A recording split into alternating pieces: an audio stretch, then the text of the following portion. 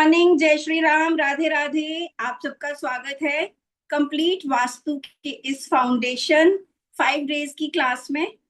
आ जाइए, सब cameras on कर लीजिए। एक बार सबको अनम्यूट कर देती हूँ, हम एक दूसरे को राधे राधे कह दें।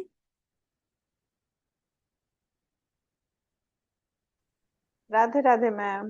राधे राधे, राधे राधे सबको, राधे जय श्री राधे राम, मैम। राधे राधे राधे राधे मैम। राधे राधे राधे राधे। चलिए, तो स्टार्ट करते हैं आज की क्लास।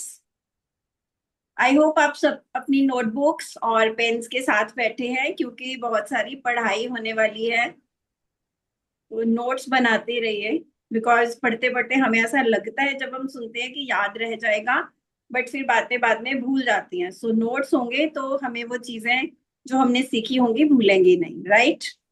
चलिए, सो एक बार सबको म्यूट करूंगी सो दैट किसी को भी डिस्ट्रैक्शंस ना हो। और अब हम स्टार्ट करते हैं अपनी क्लास। ओके, तो क्लास स्टार्ट करने से पहले हम सबसे पहले ग्राउंडिंग करेंगे, और ग्राउंडिंग करने के लिए हम ओम की चैंटिंग करेंगे। तो सभी आईज क्लोज करके मेरे साथ ओम चैंटिंग करेंगे। सबसे पहले एक लंबी गहरी सांस अंदर लेंगे और सांस छोड़ेंगे। फिर से एक लंबी गहरी सांस अंदर लेंगे और सांस छोड़ेंगे। एक बार और लंबी गहरी सांस अंदर लेंगे और धीरे धीरे सांस छोड़ेंगे। अब हम ओम चैंटिंग करेंगे। ओम।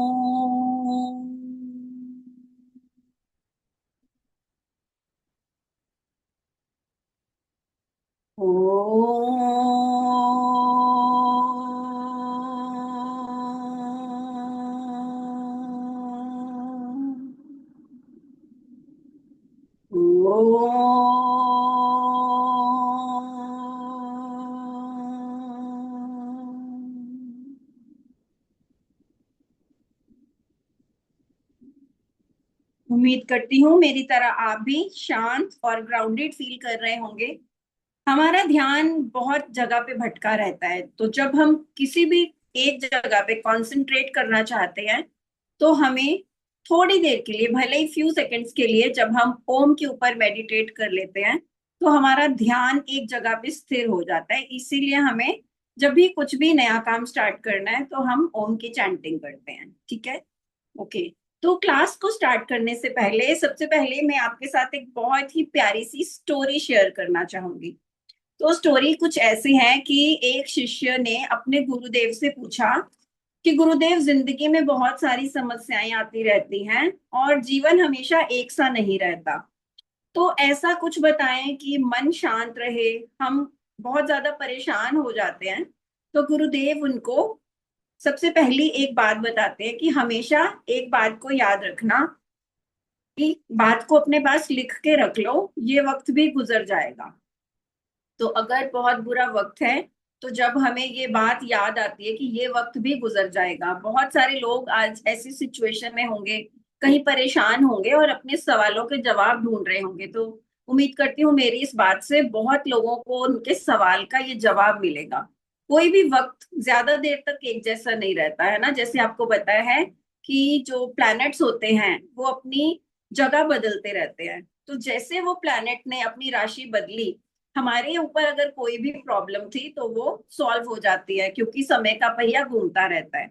और अगर हम बहुत ही खुश हैं किसी बात को लेकर, हमारी सिचुएशन बहुत अच्छी है, तब भी हमें ये बात याद रखनी पड़ती है कि ये समय हमेशा ऐसा नहीं रहेगा, ये वक्त भी गुजर जाएगा। तो अच्छे समय में जब हम इस बात को याद रखते हैं कि ये वक्त भी गुजर जाएगा, तो ये बात हमारे अंदर प्राउड नहीं आने देती, अहंकार नहीं आने देती। क्योंकि अगर हमारा सब कुछ बहुत अच्छा चल रहा है तो हो सकता है हमारे अंदर प्राउड आ जाए कि अरे मैं तो जिंदगी में बहुत सक्सेसफुल हूँ, मेरे पास तो बहुत पैसा है, मेरे तो सब रिश्ते बहुत अच्छे से मेरा ध्यान रखते हैं, सब रिश्तेदार मुझे बहुत प्यार करते हैं। जब ऐसी सिचुएशन में हम बहुत खुश भी हो रहे हैं, तब भी हमें याद रखना है कि ये वक्त भी गुजर जाएगा।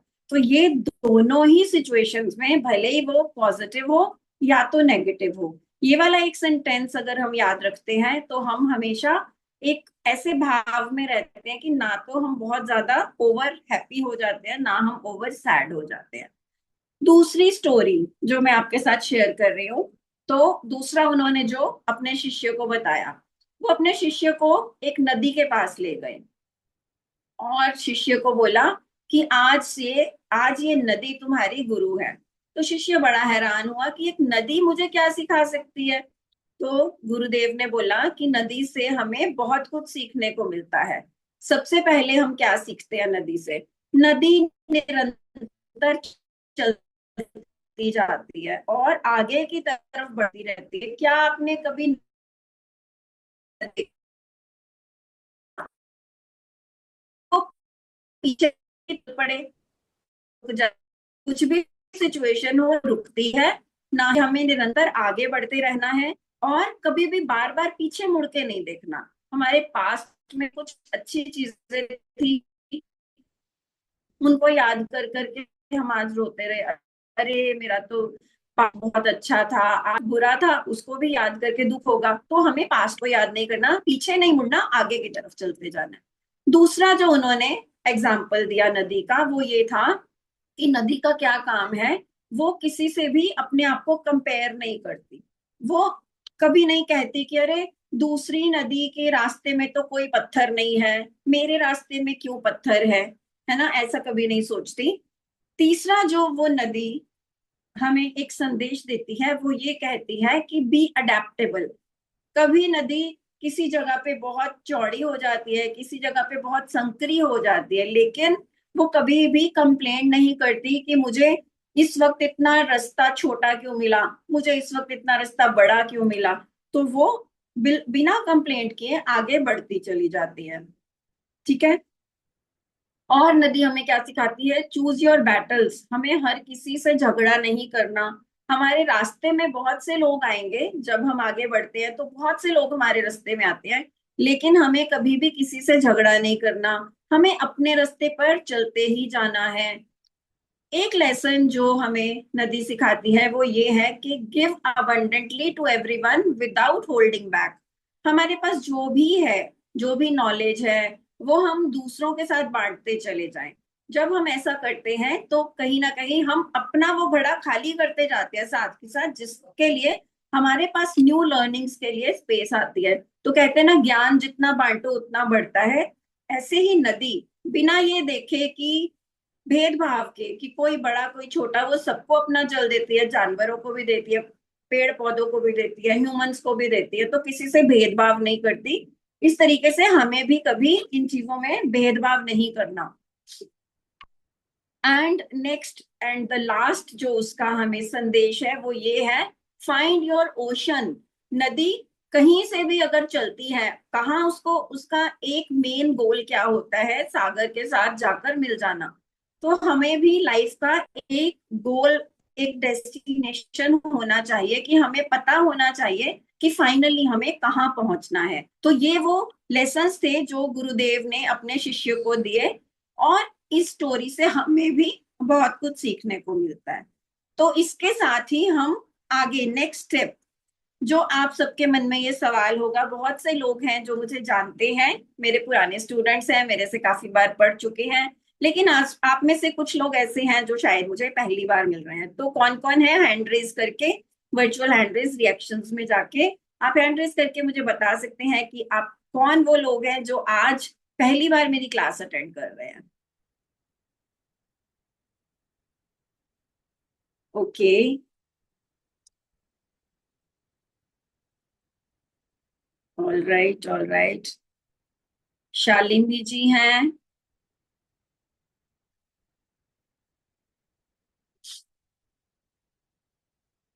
रानी जी हैं,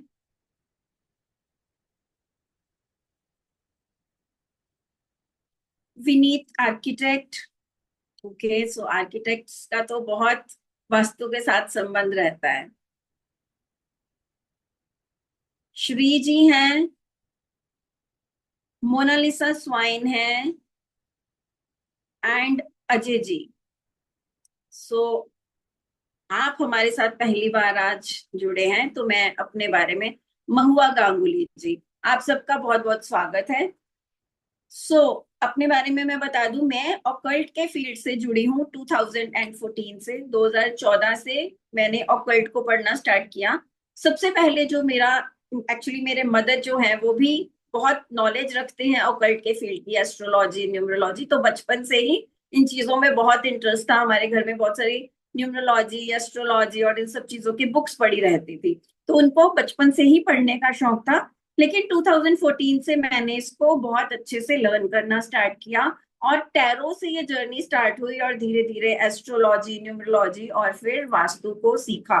वास्तु को सीखना मुझे इसलिए बहुत ज्यादा जरूरी हो गया कि कभी कभी जब हम एस्ट्रोलॉजी, न्यूमरोलॉजी, टैरो सब चीजें करते हैं, तो कभी कभी हमें उनकी कुंडली में या उनकी रीडिंग्स में कुछ भी ऐसा नहीं दिख रहा होता कि उनकी लाइफ में क्यों रुकावटें आ रही हैं। फिर जब हम जाके उनके घर का वास्तु चेक करते हैं, तो उनके घर में कुछ ऐसी चीजें पड़ी होती हैं और इस जगह पे पड़ी होती हैं जिसकी वजह से उनके घर में रुकावटें आ रही हैं। तो फिर मैंने वास्तु को भी सीखना स्टार्ट किया, और पिछले 3 इयर्स से मैं वास्तु को पढ़ा रही हूँ। पहले मैं पढ़ाती नहीं थी, वास्तु की कंसल्टेशंस देती थी, लेकिन पिछले 3 सालों से मैंने इसको पढ़ाना शुरू किया, बिकॉज मुझे ऐसा लगता है कि जब हम ज्ञान को बांटते हैं तो ज्ञान बढ़ता है, और सबसे बड़ी बात कि इससे हमें लोगों की हेल्प करने का एक मौका मिलता है।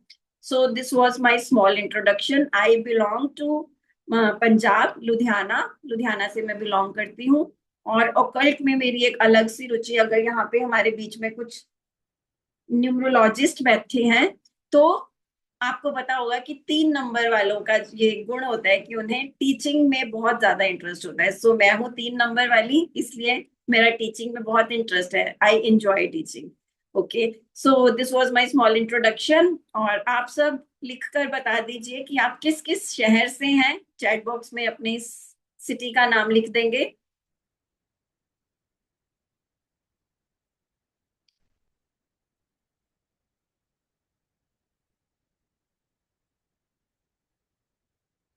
आप सब किस किस, हैदराबाद से विनीत जी, ओके।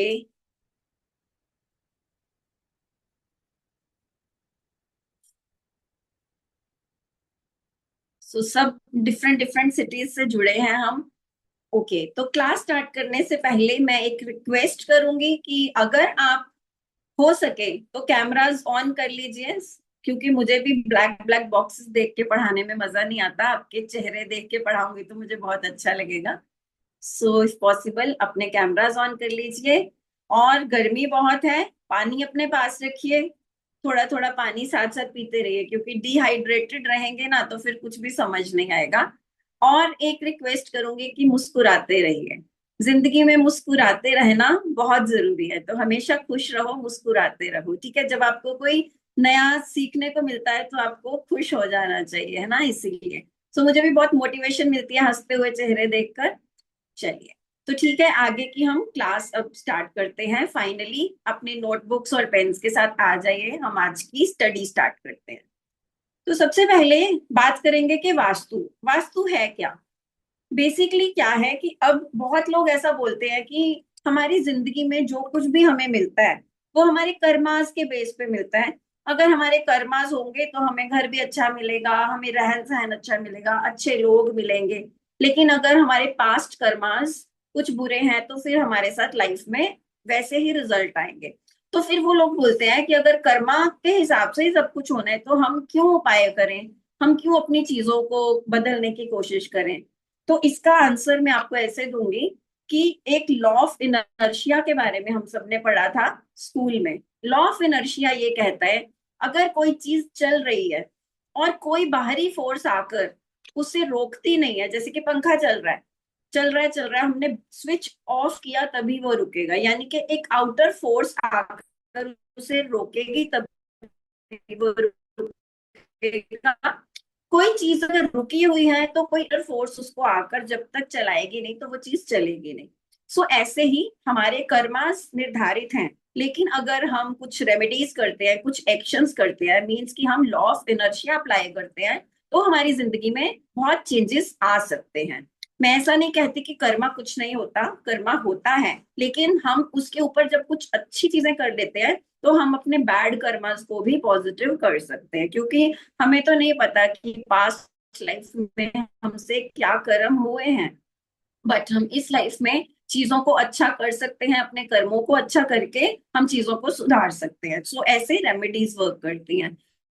तो रेमेडीज में जनरली क्या होता है, अगर हम वास्तु की रेमेडीज की बात करें, चीजों का सही प्लेसमेंट। तो वास्तु में चीजों का सही प्लेसमेंट हमने कहाँ से सीखा? सो वास्तु का जो बेस है वो है हमारे ग्रंथ, हमारे वेद पुराण। अगर आपको पता है, हमारे 4 वेद हैं, उनमें से एक वेद का नाम है अथर्व वेद, और अथर्व वेद के अंदर ही वास्तु का नॉलेज है।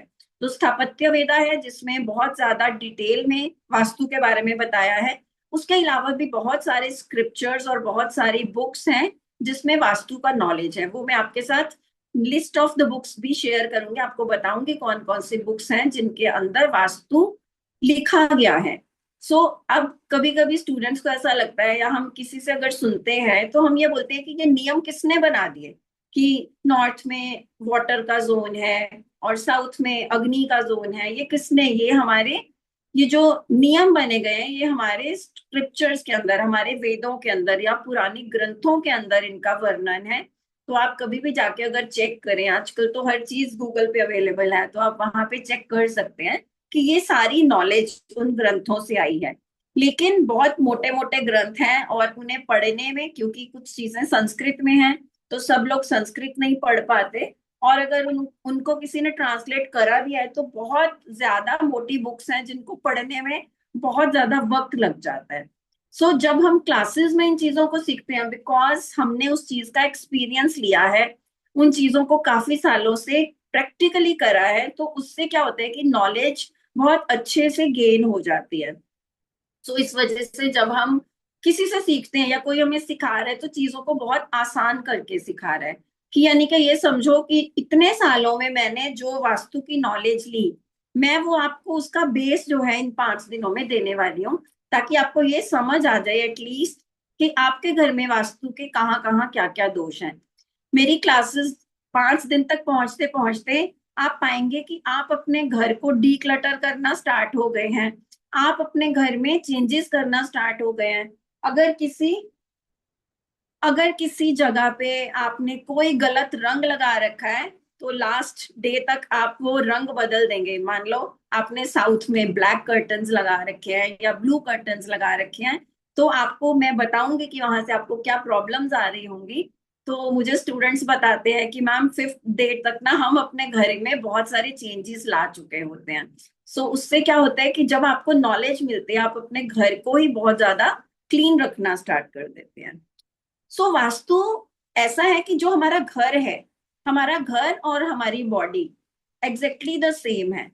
सबसे बड़ा जो वास्तु का घर में दोष होता है ना, वो होता है क्लटर, कि हम अपने घर में बहुत सारा फालतू का सामान जमा करके रखते हैं। सब रखते हैं, सब मेरे से एग्री करते हैं कि कभी कभी हमें खुद को पता होता है कि पिछले 1 साल से इस चीज को हमने यूज नहीं किया और शायद आगे कभी यूज भी नहीं होगी, फिर भी हम रख लेते हैं कि शायद कभी काम आ जाए। एकदम नई चीज है, खराब नहीं हुई, कोई भी चीज है ना। लेकिन अगर हम बॉडी को देखें, हमने आज जो खाना खाया, तो नेक्स्ट डे सबसे पहले जाके उसको निष्कासित करते हैं, है ना, तभी हम बोलते हैं कि अब हम फ्रेश फील कर रहे हैं। वैसे ही हमें अपने घर से रोज गंदगी को निकालना, जो हम रूटीन की क्लीनिंग करते हैं। उसके अलावा आप देखते हैं जब बॉडी में कोई भी प्रॉब्लम आती है, जैसे कि मोटापा बढ़ रहा है या ऐसा कुछ भी हो रहा है, तो डॉक्टर क्या बोलते हैं कि ना आपको अपना गट क्लियर करना है। उसका क्या मतलब होता है, वो आपको बोलेंगे गर्म पानी पियो या कुछ ऐसी चीजें खाने को बोलेंगे जिससे कि वो कहते हैं कि आंतड़ियों के साथ जो आपके फैट एक्यूमुलेटेड है ना, वो तभी निकलेगा। उसको क्या बोलते हैं, डीप क्लेंजिंग। तो जैसे हम अपनी बॉडी की डीप क्लेंजिंग करते हैं ना, उसी तरीके से हमें अपने घर की भी कभी कभी डीप क्लेंजिंग करनी होती है, जिसको हम बोलते हैं कि फालतू का सामान निकालना। और हर मंथ के साथ इसका एसोसिएशन है। जैसे कि अभी मई का मंथ चल रहा है, तो मई में हम साउथ वेस्ट एरिया को क्लीन करते हैं। सो ये हम आगे समझेंगे कि कैसे मंथ का एसोसिएशन है हर एक डायरेक्शन के साथ, क्योंकि हर मंथ के साथ कोई ना कोई राशि कनेक्टेड है और उस राशि से कोई ना कोई दिशा कनेक्टेड है। इन सब चीजों को हम इन 5 दिन की जर्नी में बहुत अच्छे से समझेंगे और बहुत आसानी से समझेंगे। आई होप अभी तक मैंने जो भी आपको थोड़ा बहुत बताया आप सबको बहुत अच्छे से समझ आया। चलिए, तो आप सब मेरे साथ हैं? ठीक है, तो अब हम आगे स्टार्ट करते हैं। जो वास्तु है, इसमें हम आजकल का जो वास्तु है, मॉडर्न वास्तु जिसको हम बोलते हैं, मॉडर्न वास्तु के अंदर हम सबसे पहले तो वेदों का ज्ञान, जो हमारे स्क्रिप्चर्स का ज्ञान है, उसको भी लेते हैं। उसके अलावा मॉडर्न कंस्ट्रक्शन के जो प्रिंसिपल्स हैं उनको भी हम साथ में जोड़ते हैं। उसके अलावा न्यूमरोलॉजी और एस्ट्रोलॉजी, इन सबको मिलाकर हम बनाते हैं कंप्लीट वास्तु। जो मैं पढ़ाती हूँ दैट इज कंप्लीट वास्तु। तो अगर किसी के मन में ये सवाल है कि मैं क्या एंशियंट वास्तु यानी कि बेसिक जो हमारा ग्रंथों से आया हुआ है वो वास्तु पढ़ाती हूँ, या मॉडर्न वास्तु पढ़ाती हूँ, या एस्ट्रोलॉजी से कनेक्शन और न्यूमरोलॉजी से कनेक्शन करवाती हूँ, तो मैं इन सबको मिक्स करके, कि ऐसा नहीं है आधा अधूरा ज्ञान किसी काम का नहीं होता। आधे अधूरे ज्ञान से ना हमें क्या होता है कि कहीं कहीं मिस्टेक्स हो जाती है। तो वैदिक vastu plus modern construction principles को जोड़कर और उसके साथ न्यूमरोलॉजी और एस्ट्रोलॉजी को जोड़कर मेरा ये कोर्स रेडी हुआ है। तो सबसे बड़ी बात ये पूछने वाली है कि कौन है जिन्हें वास्तु सीखना चाहिए, ऐसे कौन लोग हैं जिनको वास्तु की नॉलेज होना बहुत जरूरी है। तो सबसे पहले तो इस श्रेणी में आते हैं इंटीरियर डिजाइनर्स एंड आर्किटेक्ट्स। क्योंकि इंटीरियर डिजाइन आजकल के टाइम पे जो लोग हैं उन सबको पता है, जितने भी लोग नए घर बनवाते हैं सबको पता है कि वास्तु कंप्लायंट ही उनका घर होगा तो उन्हें बेनिफिट मिलेगा। तो वहां पे जब इंटीरियर डिजाइनर से कोई अपना घर डिजाइन करवाता है तो उनको वो ये बोलते हैं कि आप ना वास्तु के हिसाब से हमारे घर में कलर्स को यूज कीजिए। आर्किटेक्ट्स जो कि बिल्डिंग्स डिजाइन करते हैं उनसे भी ऐसा बोला जाता है कि वास्तु कंप्लायंट ही हमें घर चाहिए। तो फिर अगर आप एक आर्किटेक्ट हैं या एक इंटीरियर डिजाइनर हैं, तो ये आपके लिए new feather in your cap हो सकता है कि आपकी नॉलेज और बढ़ जाती है जब आप वास्तु को सीखते हैं। सेकेंड थिंग इज, जो भी लोग बिल्डर्स हैं, रियल एस्टेट में वर्क करते हैं, उनके लिए बहुत बेनिफिशियल है, ताकि आप कोई भी ऐसी प्रॉपर्टी में अपना पैसा इन्वेस्ट ना करें जो वास्तु कंप्लाइंट ना हो, तो उससे उनको बहुत बेनिफिट हो जाता है। Next is business owners and industrialist. अगर आपका कोई भी बिजनेस है, आपकी कोई भी इंडस्ट्री है, तो अगर आपको वास्तु का नॉलेज होगा तो आप अपने बिजनेस में उन सब रूल्स को अप्लाई करके अपने बिजनेस और इंडस्ट्री की काफी अच्छे से ग्रोथ कर सकते हैं। नेक्स्ट जो होते हैं होम मेकर्स, सारा टाइम जो अपने घर को देते हैं, उनका मेन मोटिव ये रहता है कि मेरे घर में सुख शांति बनी रहे, प्रोस्पेरिटी और अबंडेंस बना रहे। तो उसके लिए होम मेकर जो कि अपना ऑलमोस्ट पूरी लाइफ अपने घर को ही देते हैं, तो उनके लिए बहुत इंपॉर्टेंट है कि वो अपने घर को वास्तु कंप्लायंट बनाना सीख लें। क्योंकि घर की फीमेल्स अगर घर की तरफ ध्यान देंगी तो घर की प्रोस्पेरिटी बहुत ज्यादा बढ़ जाती है। मेल्स का काम है बाहर जाके पैसा कमाना, और फीमेल्स का काम ये रहता है कि उस प्रोस्पेरिटी को, उस अबंडेंस को संभाल के रखना। नेक्स्ट जो है that is spirituality seekers and healers.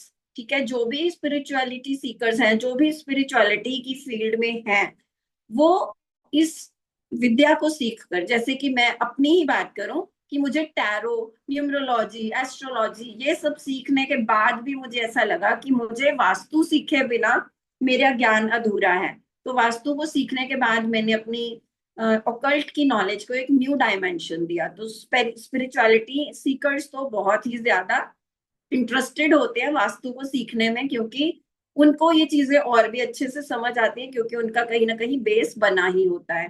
And but most importantly अगर हम बात करें कि वो लोग जो कुछ एक काम कर रहे हैं और एक एक्स्ट्रा इनकम जनरेट करना चाहते हैं, कि एक्स्ट्रा नॉलेज हो जाए और उसके साथ साथ उन्हें एक एक्स्ट्रा इनकम जनरेट हो जाए, तो वो लोग भी वास्तु को सीख सकते हैं।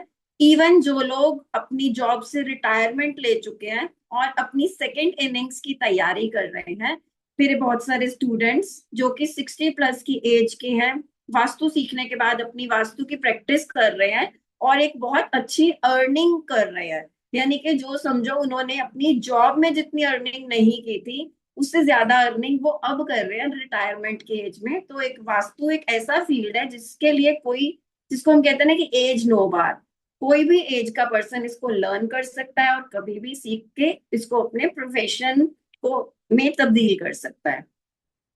सो बेसिकली वास्तु के होते हैं 4 पिलर्स। सबसे बड़ी मेन जो वास्तु में हम बात सीखते हैं वो होती हैं दिशाएं। सो आप सबको पता है कि टोटल 4 दिशाओं का तो सबको ही पता है कि नॉर्थ, वेस्ट, ईस्ट, साउथ, ये तो सबको पता है। हमने स्कूल में यही सीखा है। हमने क्या सीखा है कि सूर्य उदय ईस्ट से होता है और वेस्ट में सूर्य अस्त हो जाता है। जब हम सूर्य की तरफ फेस करके खड़े होते हैं तो हमारी राइट हैंड साइड पे साउथ डायरेक्शन आती है और लेफ्ट हैंड साइड पे आती है नॉर्थ डायरेक्शन। ये होती है मेन 4 दिशाएं। लेकिन जब हम उन दिशाओं को और डीपली आगे स्टडी करते हैं तो वो उनको हम जब उनका सेंटर निकालते हैं तो वो सभी दिशाएं मिलके सबसे पहले 8 दिशाएं बनती हैं। और सबसे पहले जो पुराने समय में वास्तु किया जाता था वो 8 दिशाओं के ऊपर किया जाता था। लेकिन आपने ऐसा सुना होगा ना, कभी कभी जब हम प्रेयर्स करते हैं तो हम बोलते हैं कि 10 दिशाओं से मुझे धन की प्राप्ति हो, 10 दिशाओं की मेरे ऊपर कृपा हो। तो वो 10 दिशाएं कौन सी होती हैं? 8 डायरेक्शंस तो हमारी जो मेन डायरेक्शंस हैं, north, west, east and south. North के सामने साउथ होता है और हमारे ईस्ट के सामने वेस्ट होता है, ये तो हम सबको पता है। लेकिन उनके सेंटर्स में भी डायरेक्शंस आती हैं। वो कैसे? कि नॉर्थ और ईस्ट का जो सेंटर होता है वो नॉर्थ ईस्ट हो जाता है। और उसके बाद अगर हम बात करें साउथ और वेस्ट का जो सेंटर होता है वो साउथ वेस्ट हो जाता है। साउथ और ईस्ट का सेंटर साउथ ईस्ट हो जाता है। नॉर्थ और वेस्ट का सेंटर नॉर्थ वेस्ट या वेस्ट नॉर्थ, कुछ भी ऐसा, नॉर्थ वेस्ट ही बोलते हैं ज्यादा, तो नॉर्थ वेस्ट हो जाता है। इस तरीके से हम दिशाओं को विभाजित करते हैं और फिर इनको हम और फर्दर जब सब डायरेक्शंस को भी कैलकुलेट करते हैं तो टोटल 16 डायरेक्शंस हो जाती है। ठीक है, समझ में आई आपको डायरेक्शंस? अच्छा, अब बहुत बार लोग ऐसा बोलेंगे कि मुझे ना डायरेक्शंस लर्न नहीं होती। तो लर्न करने का सबसे बेस्ट तरीका यही है कि ईस्ट का तो हमें पता है कि सूर्य ईस्ट से निकलता है। ईस्ट की तरफ फेस करके खड़े होंगे तो सूर्य के बिल्कुल सामने जहां पे सूर्य अस्त होता है, सूर्य उदय पूर्व से होता है और अस्त हमारा वेस्ट में होता है, तो वो हमारी बैक साइड पे वेस्ट आ जाएगा। हमारी राइट साइड में साउथ होगा और लेफ्ट साइड में नॉर्थ होगा। ये हमारी मेन 4 डायरेक्शंस हैं। इनको जब हम इनका सेंटर निकालते हैं तो दोनों डायरेक्शंस के नेम्स को मिला देना है। जैसे कि नॉर्थ और ईस्ट का सेंटर हो गया नॉर्थ ईस्ट, ईस्ट और साउथ इनका सेंटर जब निकालेंगे तो दोनों दिशाओं का नाम यहाँ पे बोलेंगे कि साउथ ईस्ट। ठीक है, इस तरीके से दो दो दिशाओं को जोड़ के उनके सेंटर की डायरेक्शन बनती है। आगे अगर हम 16 डायरेक्शंस की बात करें तो 16 डायरेक्शंस कैसे निकलेंगी? 16 डायरेक्शंस निकलेंगी हम हमारी इन्हीं को और ज्यादा, जैसे कि नॉर्थ नॉर्थ ईस्ट। नॉर्थ और नॉर्थ ईस्ट का जो सेंटर होगा वो नॉर्थ नॉर्थ ईस्ट होगा, NNE। ऐसे जो भी 2 डायरेक्शंस हैं जब उनको मिलाएंगे तो उनका वो सेंटर निकल आएगा, तो वही उसका नाम होगा। यानी कि जस्ट 2 डायरेक्शंस को मिला के उनका एक नाम बना दें। इस तरीके से हम 16 दिशाओं को स्टडी करते हैं कि 16 डायरेक्शंस में क्या क्या होना चाहिए। ठीक है, तो सबसे पहले जब हम किसी भी वास्तुकार को अपने घर में बुलाते हैं ना तो वो कहाँ देखते हैं जाकर? वो सबसे पहले जाकर देखते हैं हमारी north east direction. North east direction अगर हम समझें तो नॉर्थ ईस्ट डायरेक्शन जो है वो है वास्तु पुरुष का हेड, वास्तु पुरुष का सिर है। तो सिर के ऊपर कभी भी गंदगी, कभी भी भार नहीं होना चाहिए। ठीक है, तो जब वो ये देखते हैं कि नॉर्थ ईस्ट में ही प्रॉब्लम आ रही है, यानी कि आपका नॉर्थ ईस्ट कहीं ना कहीं प्रॉब्लमेटिक होगा, तो आपको हमेशा हेडेक रहेगा, टेंशन रहेगी, बहुत ज्यादा ओवर थिंकिंग रहेगी। तो सबसे पहले ये डायरेक्शन को चेक करते हैं और उसके बाद हमारी स्टेबिलिटी की डायरेक्शन जो कि नॉर्थ ईस्ट के बिल्कुल ऑपोजिट है, दैट इज साउथ वेस्ट। अगर साउथ वेस्ट में भी किसी तरीके का पिट होल है, वहां पे कोई भी तरीके का क्लटर है या तो वहां पे टॉयलेट है, तो बहुत ज्यादा प्रॉब्लम्स आती हैं हमारे करियर और रिलेशनशिप की स्टेबिलिटी में। तो ये दो मेन जो डायरेक्शंस है ना, ये है वास्तु का आधार। सबसे पहले इन डायरेक्शंस को देखा जाता है। तो आगे हम अभी पढ़ेंगे कि किस किस डायरेक्शन से हमें क्या क्या मिलता है। ठीक है, मैं आपके साथ स्क्रीन शेयर करूंगी।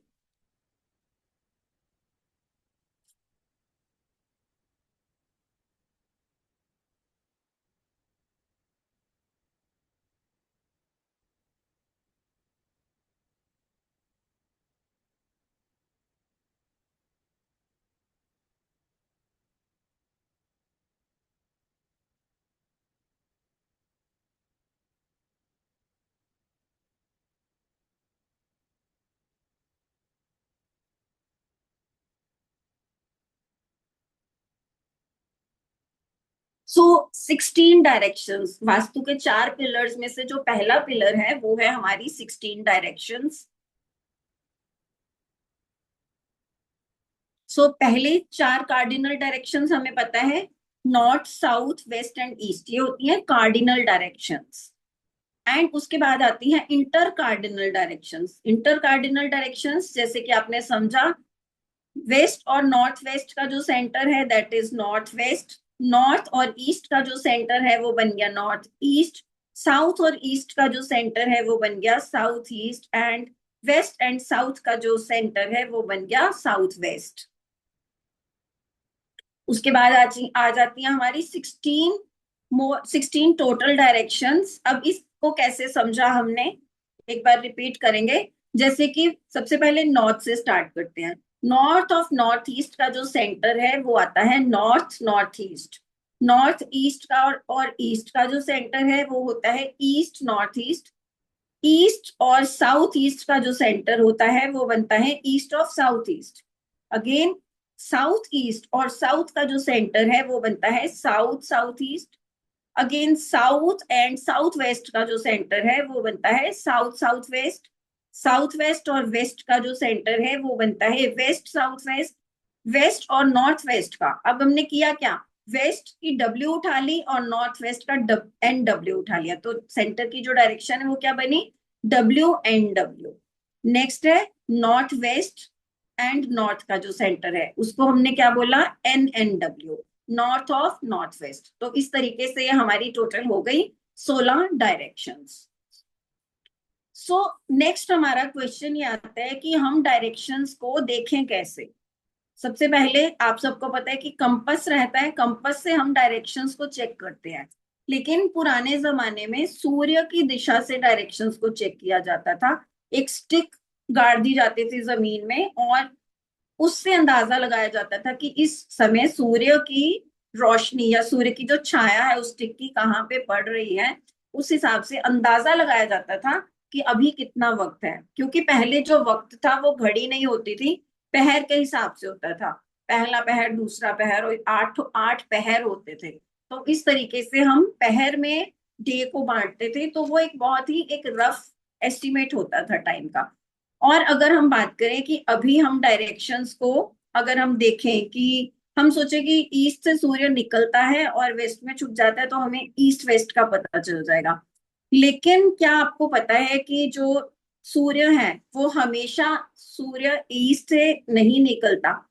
ये सिर्फ ऐसे 2 दिन ही होते हैं, उन दिनों को बोलते हैं इक्विनॉक्स।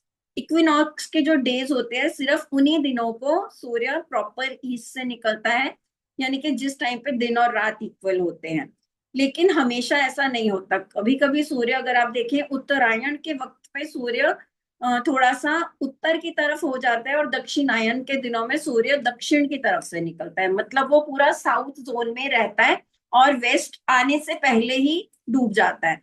और जब उत्तरायण के दिन होते यानी कि मकर संक्रांति, जनवरी के बाद का जो टाइम होता है जो अभी चल रहा है, तो जुलाई के बाद क्या होता है, दक्षिणायन हो जाता है सूर्य, तो साउथ साउथ की तरफ ही रहता है। लेकिन अगर हम आजकल का टाइम का बात करें, अभी जो उत्तरायण है तो अभी सूर्य निकलता है ईस्ट से निकलता है, प्रॉपर ईस्ट से नहीं निकलता है, थोड़ा सा नॉर्थ की तरफ से निकलता है, यानी कि नॉर्थ ईस्ट की तरफ से हल्का सा, और फिर वेस्ट में पहुंचने से पहले ही डूब जाता है। सो इस तरीके से हम जब भी कोशिश करेंगे कि सूर्य से डायरेक्शंस लेंगे तो सही डायरेक्शंस नहीं आएंगी। तो डायरेक्शंस को ठीक से समझने के लिए हमें कंपास का यूज करना है। सो कंपास को कैसे यूज करेंगे? सबसे पहले तो आपके पास जो कंपास है उसको आप ऐसे 8 की शेप में कैलिब्रेट करेंगे। अगर आपके पास आईफोन है तो काफी हद तक उसमें सही डायरेक्शंस आती हैं, एंड्रॉइड में उतनी एक्यूरेसी नहीं आती। फिर भी 15 के करीब जो उसके अंदर ना 15 पॉइंट्स का फर्क रह जाता है कभी कभी जब हम उसको चेक करते हैं। तो उसको कैलिब्रेट कर लिया और उसके बाद आप अपनी जिस भी प्रॉपर्टी का डायरेक्शन चेक करना चाहते हैं कि उसकी एंट्रेंस कहाँ से है, उसकी फेसिंग कहाँ पे है, तो आपको घर के सेंटर में, लगभग सेंटर जो आपको लगता है, वहां पे जाके आपको खड़े हो जाना है।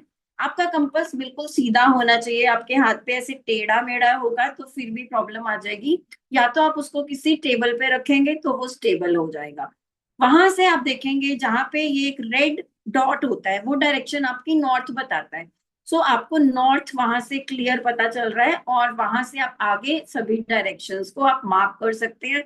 डायरेक्शंस की प्रॉपर डिग्रीज उसके ऊपर दी रहती हैं, उन डिग्रीज को आप चेक करके पता कर सकते हैं कि आपके घर का फेसिंग कौन सा है।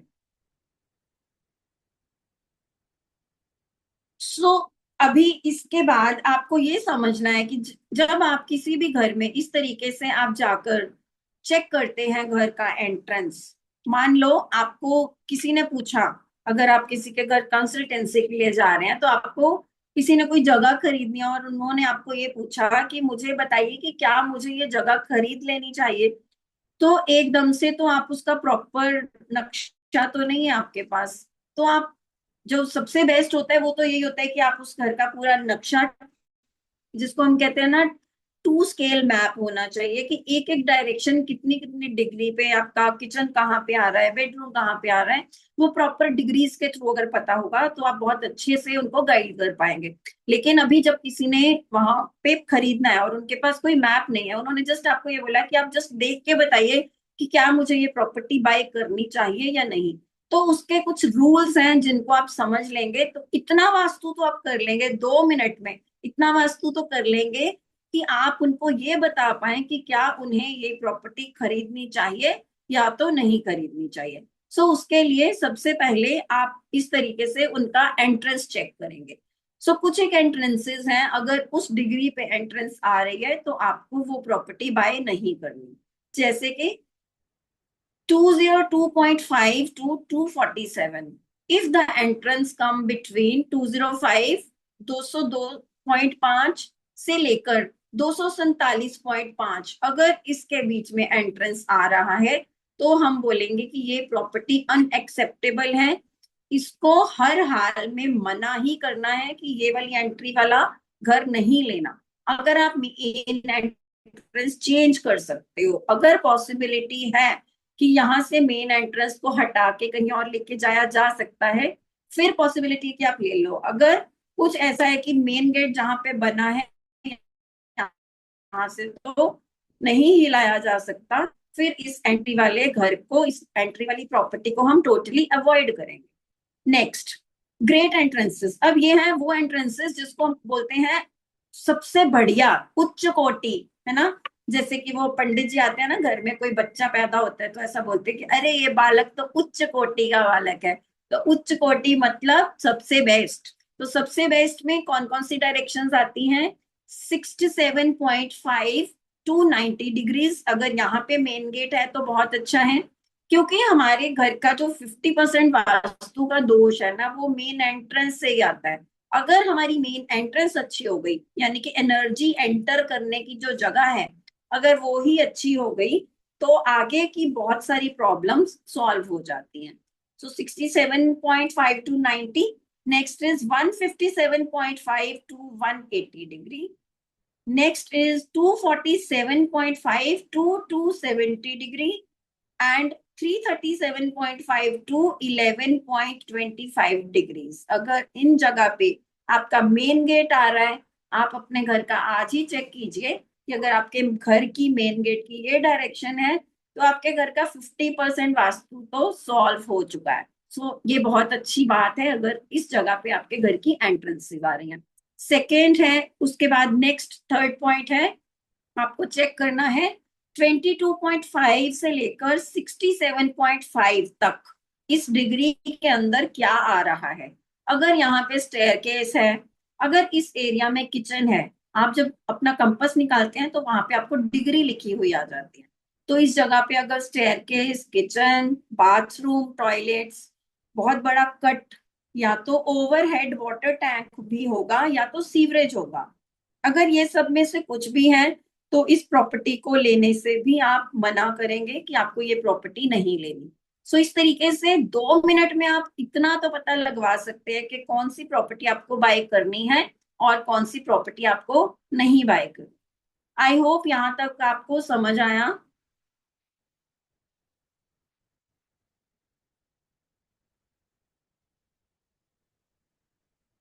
एनी क्वेश्चंस अभी तक जो आपने सीखा समझ में आया? एंट्री कैसे चेक करनी है, कैसे कंपास से आपको अपना दिशा को देखना है कि आपके घर का फेसिंग कहाँ से है। बहुत लोग आपको ऐसा बोलेंगे कि आपको अपनी फेसिंग बाहर खड़े होके देखनी है, तो बाहर खड़े होके घर की फेसिंग नहीं देखी जाती, घर की सेंटर में खड़े होके देखी जाती है। ठीक है। और दूसरा, आपको ये पता चला आज कि कौन कौन सी डिग्रीज पे आपके घर की एंट्रेंस शुभ है और कौन कौन सी डिग्रीज पे अशुभ है, कहाँ पे होनी चाहिए और कहाँ पे नहीं होनी चाहिए। इनके अलावा अशुभ वाली तो बिल्कुल ट्रीट नहीं की जा सकती, और शुभ वाली को हम लेंगे लेंगे तो बहुत अच्छा है, लेकिन इनके अलावा अगर कोई और आ रही है वो सब ट्रीटेबल होती हैं, उनको हम किसी तरीके से ट्रीट कर सकते हैं। सो यहाँ तक आपको समझ में आया? आगे चलें? चलिए, ठीक है।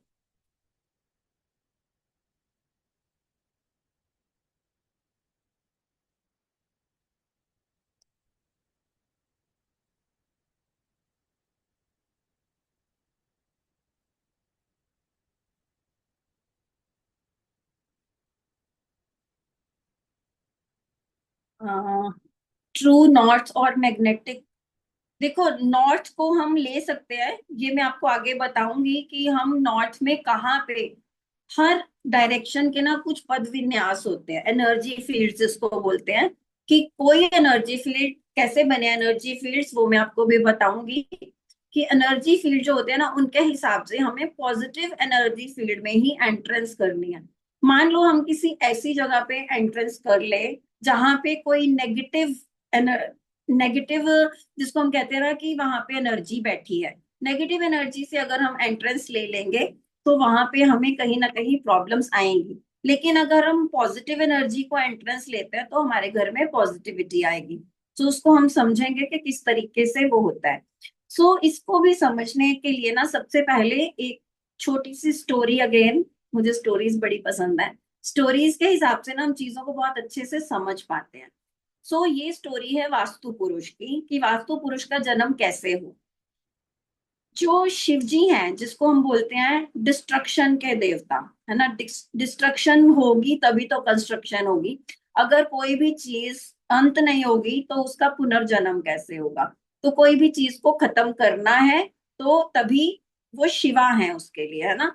तो शिवा की जो एक दिन लड़ाई चल रही होती है अंधकासुर से। अंधकासुर क्या है? Andhakasur is black hole. जो भी चीज इसमें चली जाएगी तो फिर वो अमर हो जाएगी, वो उसको कोई भी डिस्ट्रॉय नहीं कर सकता। तो शिव जी की जो लड़ाई चल रही थी अंधकासुर से, तो लड़ते लड़ते शिवा का एक बूंद, पसीने का जो बूंद है वो जमीन पे गिरा, और उससे एक अ, जिसको हम कहते हैं कि प्राणी ने जन्म लिया। हम उसको ना तो राक्षस कहेंगे ना उसको देव कहेंगे, हम बोलेंगे कि एक प्राणी ने जन्म लिया जिसका नाम है वास्तु पुरुष।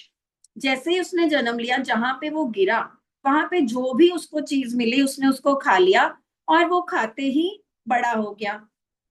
बड़ा हुआ तो उसे और भूख लगी, और भूख लगी तो उसने और खाना स्टार्ट कर दिया, और खाया तो और बड़ा हो गया, और बड़ा हो गया तो और खाना स्टार्ट कर दिया। ऐसे करते करते करते वो एक विशाल काय मनुष्य बन गया, और खाता चला गया, तो लगभग उसने पृथ्वी का तो सब कुछ खा लिया। जब उसने ऐसा किया तो देवताओं ने और राक्षसों ने देखा कि अरे ये ऐसा कौन सा जीव है जो पृथ्वी का सब कुछ खा रहा है, और विद इन नो टाइम अब पृथ्वी का तो सब कुछ खत्म हो गया, बहुत जल्दी ये स्वर्ग में और पाताल में भी आ जाएगा और यहाँ का भी सब कुछ खत्म हो जाएगा। और फिर देवता और राक्षस सब मिलकर, वैसे तो दुश्मन है, लेकिन जब आपदा आई तो सब इकट्ठे होकर ब्रह्मा जी के पास चले गए, ब्रह्मा जी जिन्होंने सृष्टि का निर्माण किया है। तो ब्रह्मा जी को जाकर बोले कि ऐसा एक जीव है जो पूरी धरती का सब कुछ खाता जा रहा है, इसको रोकिए, नहीं तो बहुत जल्दी ये पाताल और स्वर्गलोक को भी खा जाएगा। तो ब्रह्मा जी बोलते हैं, अरे ऐसा कौन सा जीव आ गया है, चले जाकर देखते हैं, आप लोग सब जाओ और मैं भी वहां पे पहुंचता हूँ। सब लोग जाकर उसको, अब आप लोग इतने सारे हो, वो एक है, जाके उसको दबा लो और उसके ऊपर बैठ जाओ, मैं भी वहां पे पहुंचता हूँ। तो ऐसा बोला जाता है कि टोटल 45 हो गए, 32 देवता, 12 राक्षस और एक हमारे ब्रह्मा जी। तो ये सब जाकर वास्तु पुरुष को दबा देते हैं, उसके ऊपर बैठ जाते हैं। तो वास्तु पुरुष का जो स्ट्रक्चर है वो ऐसा है जैसे कि कोई भी इंसान उल्टा लेटा हुआ है एक जगह पे। तो जैसे जब वहां पे जाके वो लेट जाते हैं तो वास्तु पुरुष जो है वो ये बोलता है कि मेरे साथ ऐसा क्यों कर रहे हो। तो ब्रह्मा जी उसे बोलते हैं कि तुम सब कुछ खाते जा रहे हो तो तुम तो ऐसे सारी सृष्टि को खत्म कर दोगे। तो वो बोलता है, वास्तु पुरुष ये बोलता है कि मुझे तो शिव ने बनाया है, तो मैं तो शिव का पुत्र हूँ, मुझे भूख लग रही है तो मैं खा रहा हूँ। तो फिर ब्रह्मा जी उसको बोलते हैं कि अच्छा ये बात है, तुम्हें शिव ने बनाया है। तो सारी बात उसके सुनते हैं कि इस तरीके से मैं बना। तो फिर ब्रह्मा जी बोलते हैं कि ठीक है, आज से तुम मेरे मानस पुत्र हो, तुम हर प्रॉपर्टी में, हर घर में जहां पे लोग रहते हैं या नहीं रहते, तुम हर जगह पे रहोगे, और वहां पे सब अलग अलग, ओके, तो वहां पे सब अलग अलग जगह पे देवताओं का वास हो गया। तो यहां तक आपको स्टोरी समझ में आई? अगर किसी को नहीं आई तो मुझे बता दीजिए, I can repeat it. Hand raise करके बताइए अगर किसी को नहीं समझ में आई तो। ऑलराइट ऑलराइट, तो सबको समझ में आ रही है? स्नेहल जी, राहुल जी, राहुल जी, ओके, स्टोरी नहीं समझ में आई? ओके, चलो मैं रिपीट करती हूँ। आपको कुछ पूछना है? ओके राहुल जी, मैं आपको अनम्यूट करती हूँ। मैम बोल रहे हो कि वास्तु में ये होता है क्या कि घर किस डायरेक्शन में होना चाहिए, वॉशरूम किस तरफ होना चाहिए, इस जी टाइप का? जी, वही उसी से रिलेटेड ये स्टोरी है। तो ये स्टोरी को समझेंगे तो आपको उसके पीछे का कोर रीजन समझ मैम में आएगा। एक्चुअली चैट डिसेबल है ना, तो कुछ लिख नहीं पा रहा हूँ तो इसलिए। अच्छा अच्छा, ओके। टीम प्लीज चैट को एबल कर दीजिए सो दैट सभी लिख पाए। ताकि उस पर लिख पाऊँ तो हाँ एक्चुअली ओके, रिटर्न की आई बात एम है। Getting your message, actually it is only for me. Should we consider true north, और ये आपने लिखा नहीं, ये तो किसी और ने लिखा है। आपकी तरफ से शायद डिसेबल होगा, कर देते हैं, चैट को एबल कर देते हैं। Okay, ma'am the host has disabled group chats, ये लिखा हुआ है। उसको ऑन करवा देते मैम और वास्तु में होता है क्या कि मंदिर भी किस तरफ होना चाहिए? हैं। Exactly exactly. वास्तु में, वास्तु का मतलब ये है कि हमें, मैम इस तरफ है। हाँ नहीं ऐसे नहीं पता चलेगा, डायरेक्शन आपको कंपास से चेक करनी होती है।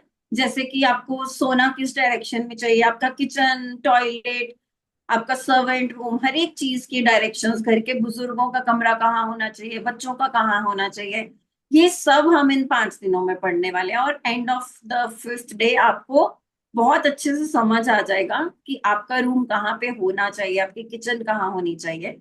सो ये हमें, ये चीजें हमें घर के अंदर पॉजिटिव या फिर नेगेटिव वाइब्रेशंस देने के लिए रिस्पॉन्सिबल होती है। ठीक है। सो जैसे कि अब आपको अगर घर की विंडोज की बात करें तो घर की सारी विंडोज नॉर्थ या तो ईस्ट की तरफ होनी चाहिए। उसमें क्या होता है, जब नॉर्थ से और ईस्ट से पॉजिटिव किरणें, आप कभी भी डाइटिशियंस या डॉक्टर्स के पास जाएं तो वो आपको बोलेंगे कि आपको ना विटामिन डी लेने के लिए सुबह 9 बजे से पहले पहले का जो टाइम है ना, या 9 या 10 बजे तक मैक्सिमम, इस टाइम पे थोड़ी देर के लिए धूप में जाना है। लेकिन 10 बजे के बाद वाली धूप में जाने के लिए मना करते हैं, बिकॉज उस टाइम पे यूवी रेज होती हैं। और उस टाइम पे सूर्य कहीं ना कहीं ऊपर की तरफ आ जाता है। तो जब सूर्य ऊपर आ जाता है तो वो आ जाता है वहां पे, हमारे घर के अंदर जो रोशनी आती है वो आती है वेस्ट या तो साउथ से। तो इसलिए ऐसा बोला जाता है कि आपके घर की जो विंडोज हैं, जो पॉजिटिव सनलाइट आती है वो नॉर्थ और ईस्ट से आती है, बिकॉज ईस्ट से सनराइज होता है। तो वो सुबह की जो किरणें होती है ना, वो माइल्ड होती हैं, वो आपके लिए पॉजिटिव होती हैं। सो इसीलिए अगर घर में आपके विंडोज, साउथ में तो बिल्कुल भी नहीं होनी चाहिए, वेस्ट में भी अगर विंडोज हैं तो वहां पे आपको मोटे कर्टन्स लगाने चाहिए, वहां की सनलाइट बिल्कुल नेगेटिव होती है। सो वेस्ट की साइड से घर में सनलाइट नहीं आनी चाहिए। हम बात करेंगे इसके ऊपर आगे। तो coming back to the story, तो स्टोरी में क्या हुआ। हाँ, तो जब सभी देवता और राक्षस, यहां तक आपको समझ में आया कि क्या स्टोरी थी, कि अंधकासुर और शिव जी की लड़ाई चल रही थी।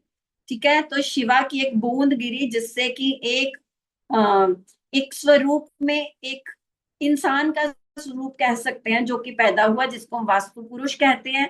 जैसे जैसे वो चीजों को खाता चला गया, बढ़ता चला गया और बहुत विशालकाय मनुष्य बन गया। और फिर सभी राक्षस और सभी देवता परेशान हो गए कि अरे, ये कौन है जो पूरी पृथ्वी को खाता जा रहा है और विद इन नो टाइम ये स्वर्ग और पाताल लोक को भी खाने आ जाएगा।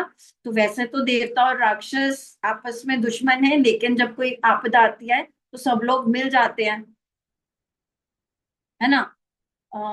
ओके।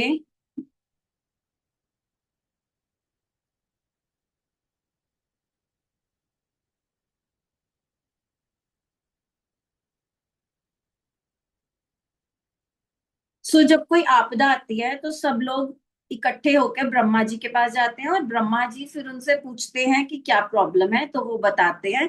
तो जैसे ही वो सभी राक्षस और सभी देवता, अच्छा अभी भी डिसेबल, मैं एक बार फिर बात करूं।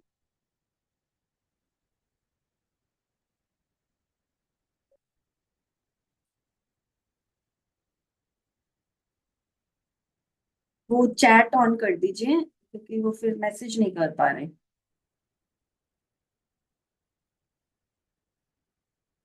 यस यस, मैं कर देती हूँ। ठीक है।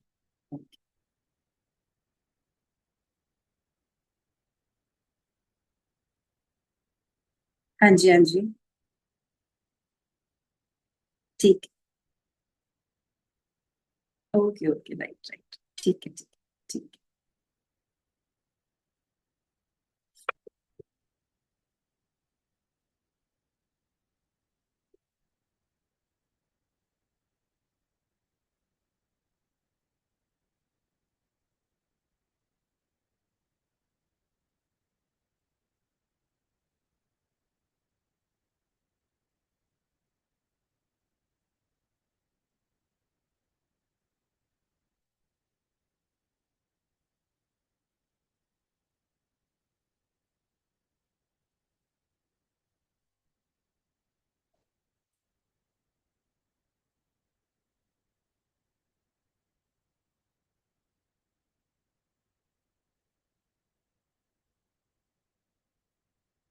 मैं एक बार चैट्स को डिसेबल कर देती हूँ, अनेबल कर देती हूँ।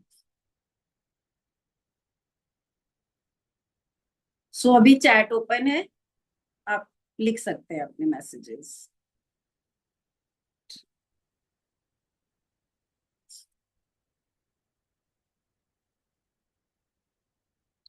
ओके, ठीक है, स्टोरी समझ में आई, थैंक यू थैंक यू। सो मुझे लगा कि कहीं ऐसा ना हो कि स्टोरी नहीं समझ में आई। तो यहाँ तक क्या होता है कि ये ब्रह्मा जी के पास जाते हैं और ब्रह्मा जी फिर बोलते हैं कि आप सब लोग जाओ और वो जो भी है उसको जाकर सब मिलकर दबा दो, आप इतने सारे हो और वो सिर्फ एक है।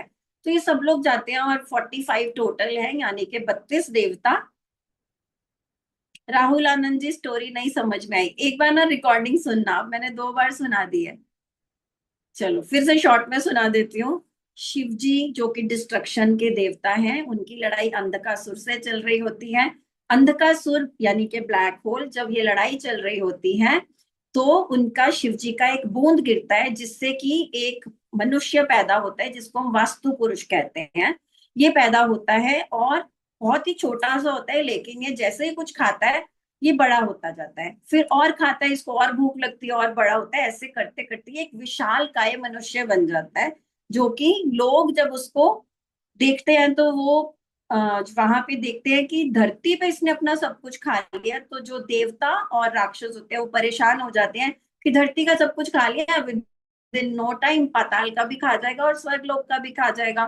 तो वो सब घबरा कर जाते हैं शिव जी के पास, ब्रह्मा जी के पास। तो ब्रह्मा जी के पास जाकर बोलते हैं कि ये एक कोई तो यहाँ पे एक ऐसा इंसान आया है जो सब कुछ खाता जा रहा है, और हमें डर है कि अब ये स्वर्गलोक और पाताल लोक को भी खत्म कर देगा।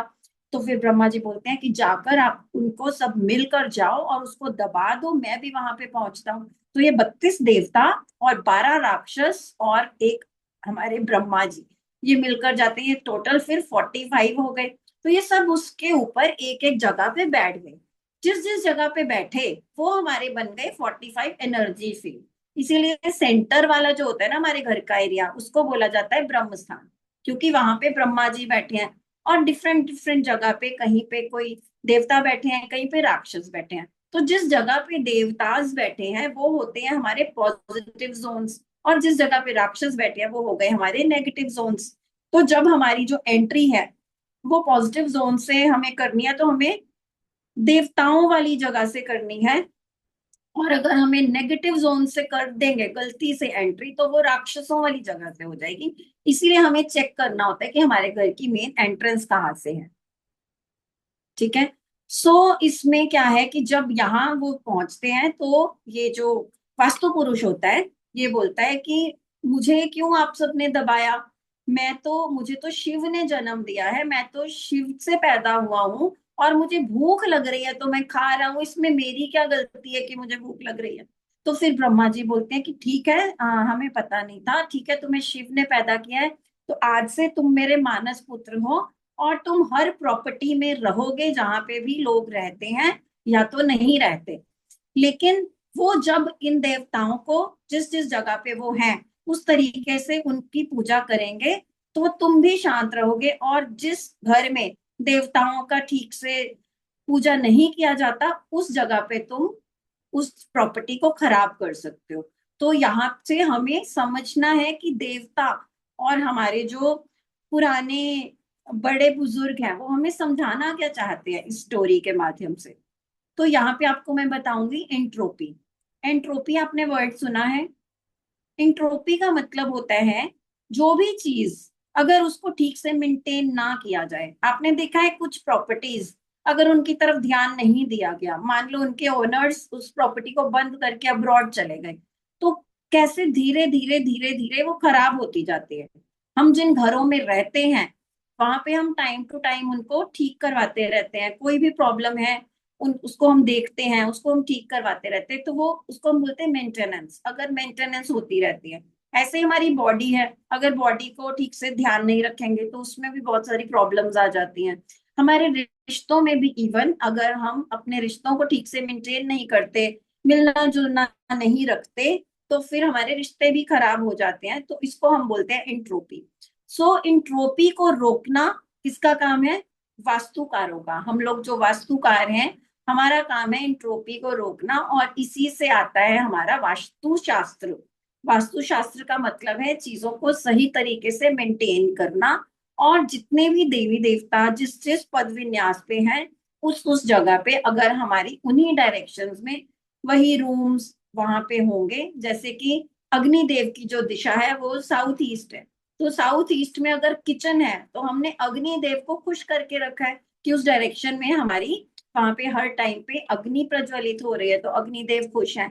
इस तरीके से ही हर एक देवता को हम पढ़ेंगे कि किस किस जगह पे कौन कौन से देवता है, और उनको किस किस जगह पे क्या क्या पॉजिटिविटी मिल रही है। अगर हम पॉजिटिव एंट्रेंस या पॉजिटिव जगह पे कुछ नेगेटिव एक्टिविटी कर रहे हैं तो वहां पे हम उस देवता का अपमान कर रहे हैं। सो इसी तरीके से जैसे कि बोला जाता है कि नॉर्थ ईस्ट की डायरेक्शन में अगर हम वहां पे टॉयलेट देखते हैं किसी का, तो हम क्लियरली समझ पाएंगे कि इनके घर में बहुत सारी प्रॉब्लम्स आ रही हैं। नॉर्थ ईस्ट में जो टॉयलेट होता है वो कैंसर तक की बीमारी घर में ले आता है, बिकॉज जो नॉर्थ ईस्ट है वो वास्तु पुरुष का हेड है। तो वास्तु पुरुष का जो हेड है, अब आप खुद ही सोचो किसी के हेड वाली जगह पे अगर टॉयलेट आ जाएगा तो कितनी प्रॉब्लम हो जाएगी, है ना।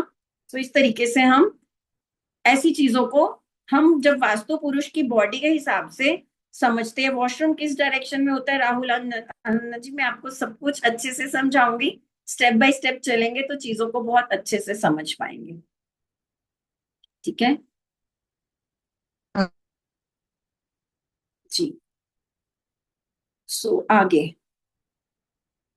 अब स्टोरी सबको समझ में आ गई। साउथ में विंडो हो तो क्या करना चाहिए, साउथ में विंडो नहीं होनी चाहिए, और अगर साउथ में विंडो है तो वहां पे आप कम से कम हैवी कर्टन्स लगा के उसको बंद रखिए।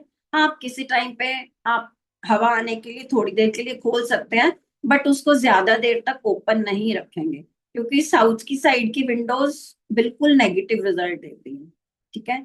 वॉशरूम किस डायरेक्शन में होना चाहिए, वॉशरूम यानी कि टॉयलेट के लिए 3 बेस्ट डायरेक्शंस होती हैं, वो हम पढ़ेंगे कि कहाँ कहाँ पे होना चाहिए, ठीक है। आज तो जस्ट अभी हमारी शुरुआत है। रेड कर्टन्स साउथ में, हाँ रेड कर्टन साउथ में ठीक है। तो अभी आपको कलर थेरेपी के बारे में बता देती हूँ। नॉर्थ से अगर हम स्टार्ट करते हैं, है ना, नॉर्थ का जो डायरेक्शन होता है वो होता है वाटर का डायरेक्शन। वाटर का कलर होता है ब्लू, है ना।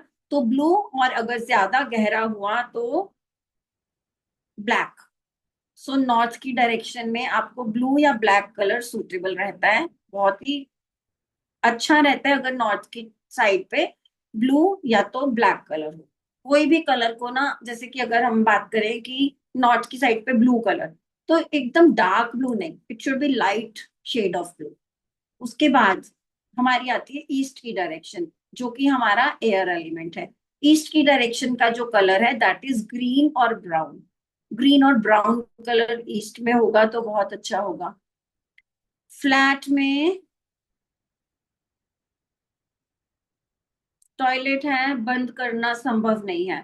हाँ कुछ चीजों के हम नहीं चेंजेस कर सकते, लेकिन फिर हम उनकी रेमेडीज करेंगे। किस डायरेक्शन में डायरेक्शंस को पढ़ेंगे, लेकिन नॉर्थ को हमें, नॉर्थ की तरफ हमारे हेड नहीं होना चाहिए। नॉर्थ की तरफ पे हेड नहीं होना है कि अगर कोई स्टूडेंट्स हैं या तो कोई बिजनेस करते हैं, उस हिसाब से हम डायरेक्शंस निर्धारित करते हैं, ठीक है। ओके, तो हम बिल्कुल महेश जी आप सही बोल रहे हैं, पहले हमें टॉपिक कवर करना है। आप क्वेश्चंस प्लीज बाद में बताइए अपने क्या क्या क्वेश्चंस हैं, तो अभी हम थोड़ा आगे समझ लेते हैं इस टॉपिक।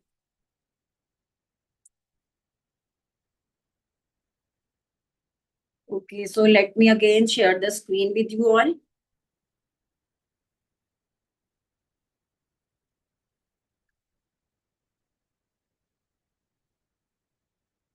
हाँ, साउथ का कलर होता है रेड, हमने ईस्ट का समझ लिया। साउथ का कलर होता है रेड, और वेस्ट का कलर होता है लाइट ग्रे या तो व्हाइट। ऐसे हम 16 डायरेक्शंस के प्रॉपर समझेंगे, क्या क्या वहां पे होना चाहिए और क्या क्या नहीं होना चाहिए।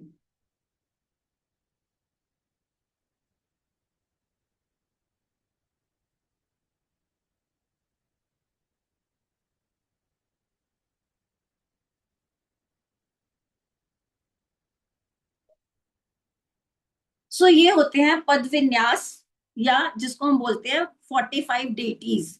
तो सभी डेटीज की अलग अलग जगह होती है।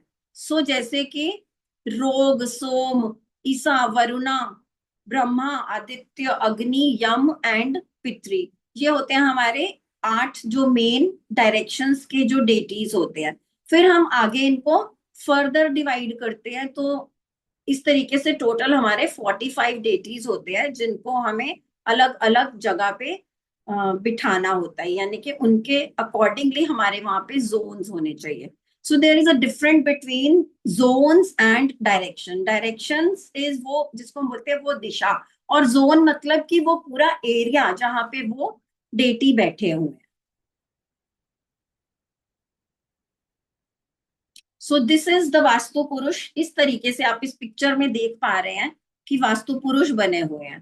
सो ये जो डायरेक्शन जहां पे आपको एक मनुष्य का हेड नजर आ रहा है, यहाँ पे आपके जो देवता बैठे हैं अदिति, दीति, शिखी, और इस तरीके से आप और भी देवताओं को देख पा रहे हैं। ये सभी देवताओं के अभी ईस्ट डायरेक्शन में सूर्य है, महेंद्र, सत्य, इस तरीके से सभी देवताओं के यहाँ पे नाम लिखे रहते हैं। साउथ की डायरेक्शन में वरुण, असुर, है ना, आपको सब ये दिख रहे हैं यहाँ पे क्या क्या देवताओं के नाम है। तो इस तरीके से इनको यहाँ पे पद विन्यास दिए गए हैं। तो ये हमारे जो पिलर्स हैं, यानी कि 16 डायरेक्शन, 45 एनर्जी फील्ड्स, हमने इन दोनों के बारे में पढ़ा।